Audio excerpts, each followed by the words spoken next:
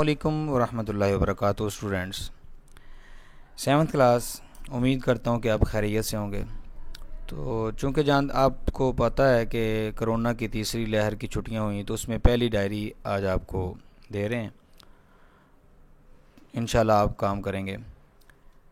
تو اسلام میں عبادت کا تصور، اس میں ہم مئے کا سلیبس ہم پڑھیں گے۔ پہلی ڈائری میں سٹارٹ کر رہے ہیں، ہم شروع کر رہے ہیں۔ عبادت سے کیا مراد ہے؟ پہلا سوال ہے، تو یہ لانگ کوسچن ہے، تفصیلی سوال۔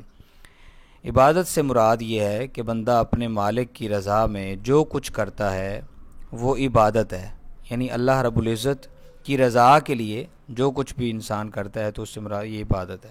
انسان کو تخلیق ہی اللہ کی عبادت کے لیے کیا گیا ہے، جیسے اللہ تعالیٰ کا ارشاد ہے وَمَا خَلَقْتُ الْجِنَّ وَالْإِنسَ إِلَّا لِيَعْبُدُونَ۔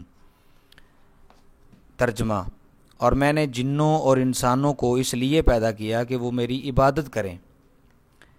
یہ آیت اور اس آیت کا ترجمہ ہے۔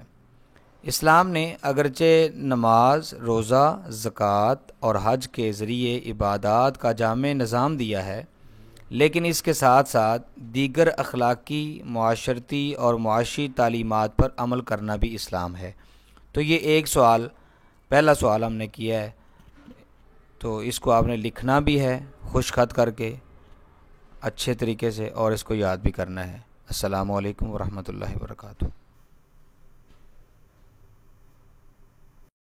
The Brain Tutor is the complete virtual school. If you like our videos, download and share the videos and subscribe our channel. Thank you.